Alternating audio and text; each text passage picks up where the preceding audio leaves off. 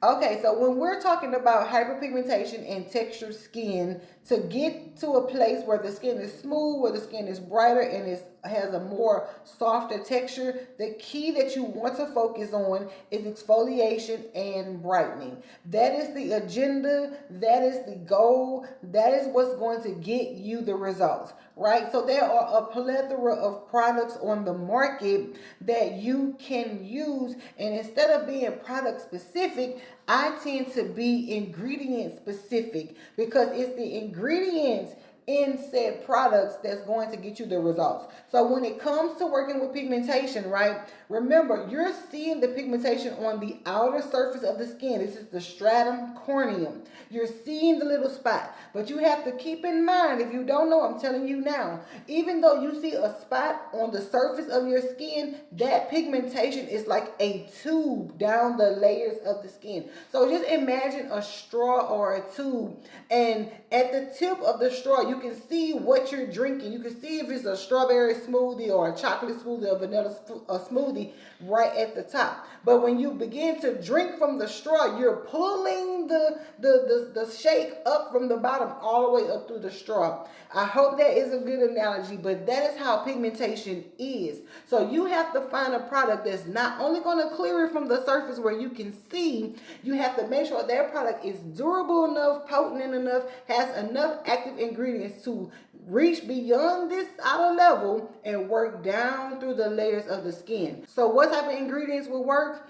Glycolic acid, because it exfoliates. Retinol acid, because it exfoliates. This will begin to break up the skin that is holding things together. It will begin to break it apart. Mandelic acid is a brightener. Azelaic acid is a brightener. You can even use vitamin C only if you're not going to be in the sun and sensitivity, because it kind of acts a little bit different with our melanin.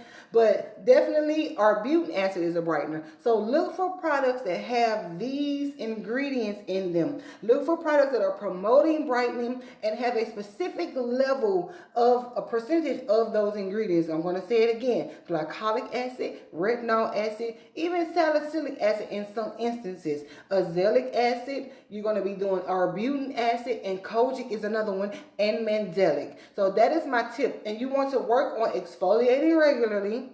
Again, that breaks up those really tight skin cells, and then the brightness are able to go down in the skin, break up that pigment, and then you'll begin to see brighter skin. And as you're exfoliating, your texture is being smoother, right? I say it over and over and over. I've been talking about this one product for 5 years, glycolic and retinol pads, but there are other products on the market. Peter Thomas Ross has some exfoliating pads.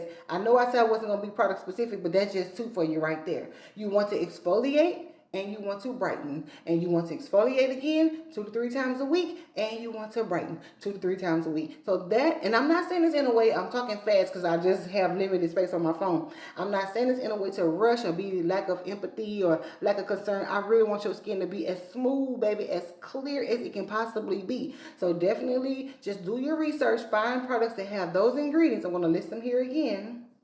And that's how you do it. And also, if you grow facial hair, right, from having hirsutism, regular waxing, because if you are shaving, you're just working against what you want to do. You're working upstream, baby. I need you to either do laser, electrolysis, or waxing. Only those 3 options, all right? Take care. I'll see you in the next video. Bye.